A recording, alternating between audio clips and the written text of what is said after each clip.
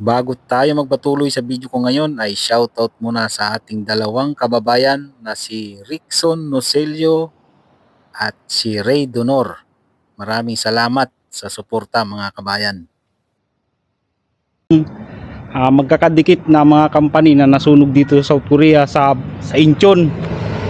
At ang balita nga doon 7 oras bago napula yung apoy dahil ang lakas ng hangin.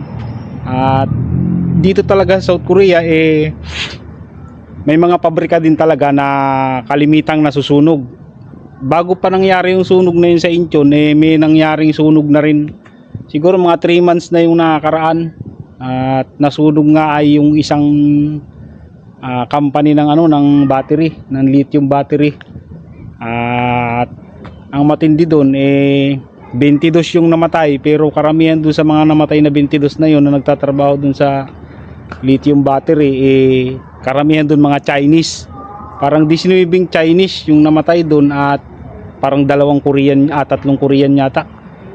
Kahit kasi malamig dito sa South Korea, kahit winter nagkakasunog pa rin. At ang mangyayari nga doon sa mga trabahador ng mga company na yun, kung merong Pinoy man doon o ibang lahi, malamang i-release na yung mga yun at maghahanap na lang sila ng panibagong trabaho. Ang mahirap lang dito ngayon sa South Korea, marami din ang release kasi nga kalimitan dyan yung iba hindi kinakaya ang trabaho, nagpaparelease. Yung iba naman walang overtime, kaya naghahanap ng maraming overtime. Tapos yung iba naman hindi kasundo yung mga kasamahan sa trabaho, kaya nagpaparelease. Yun ang kaya dumadami yung release dito sa South Korea. Yung mga walang trabaho, naghahanap ng magaang na trabaho, yung mga ganyan na puro overtime. At dati noong COVID-19 dito, nung kasagsagan ng COVID-19 maraming naghahanap ng release. Dati noon nag-aagawan sa release ang mga employer. Ngayon yung mga release na ang nag-aagawan sa employer. Saka mahirap ngayon makapasok ng pag-release dito sa South Korea. Mabuti sana yung tinatawag nilang setup. Yun, maganda-ganda yun. Kung may kakilala ka sa ibang company, pwede yung setup. Mga approval na o yung matagal nang naghihintay ng employer, ano yung magiging epekto sa kanila. Ang mahirap kasi dito, wala namang sinabi na kung anong lahi yung mga nagtatrabaho dun sa trendang company na yon. Pero malamang sigurado may Pinoy doon, kahit sa ilang company doon o mga 2 o 3 company, sigurado may Pinoy dyan. Di mawawala ng Pinoy na nagtatrabaho dyan. At yung Pinoy na nga yan, palimbawa natin yung Pinoy na nagtatrabaho sa ibang nasunog doon na company, i-release na malamang yon. At yung mga naghihintay naman, kumbaga kung may yung isang company doon sa nasunog na yun may sinilik na nasa Pinas pa lang, malamang makancel na yung kontrata. Hindi na sila ma-issuehan ng CCBI kasi nagka-problema yung company. Yan yung isa sa mga dahilan kaya nakakancel yung EPI ninyo sa EPS account ninyo. Yan yung isang dahilan kaya nakakancel. Magugulat na lang kayo, nawawala na lang, cancel na lang kasi nga ganyan yung nangyayari. Nasusunog, okay, nababangkrap yung company, kumina, kailangan nilang magbawas ng tao. Wala namang namatay dun sa sunog na yun. At wala ring binalita kung anong mga lahi yung nagtatrabaho dun sa trendang company na yun na dikit-dikit sa Incheon. Kung sakali man na halos mga Pinoy ang nagtatrabaho dun sa trendang company na yun, may epekto talaga.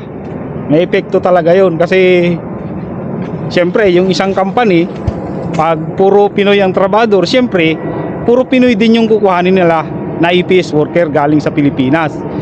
Ngayon kung maraming Pinoy na sinelect yung 30 company na yun, napapalit dun sa ibang mapipinis contract, may epekto talaga kasi karamihan dun sa mga sinelect na yun na nasa Pilipinas pa lang, ika-cancel na yun kasi nagka-problema nga At yung iba doon, meron kasing mga company dito, alam mo nyo naman ang mga Koreano, business minded talaga yung mga yan. Hindi papayag yung mga yan na tumagal na hindi naaayos yung problema. Hindi naman masyadong problema yung pagtatayo ulit ng mga company na nasunog na yun. Dahil yung mga yan dito, yung mga businessman, ng mga Koreano, ano naman yan, mabilis lang na naitatayo nila yung mga nasusunog na company. Saka ano dyan, may insurance yung mga company dito, kaya mabilis lang silang nakaka-recover. Pero may haka-haka nga na parang sinadya raw sunugin, o kaya yung mga ibang company mahina at walang customer, syempre may insurance, baka daw na sinadyang sunugin. Pero wala tayong ano dyan. Bagay nangyari na yun, wala na tayong magagawa doon. Doon sa mga naghihintay ng employer, hintay-hintay na lang kayo ng employer. Kasi hindi na masyadong kawalan yung 30 company ngayon na nasunog sa Incheon. At napakaraming company dito sa South Korea. Huwag kayong mag-alala, yung mga naghihintay ng employer, yung mga approval na, makakapunta kayo dito. Lalong-lalo na yung mga lalaki. Bihirang-bihira lang sa mga lalaki ang hindi nakakaalis. Pwera na lang kung bumagsak ka sa medical. At sa mga babae, paswertihan talaga. Ang masasabi ko lang, sa mga babae ay hindi lahat ay nakakaalis. Paswertihan na lang. Kung para sa'yo ay para sa'yo talaga.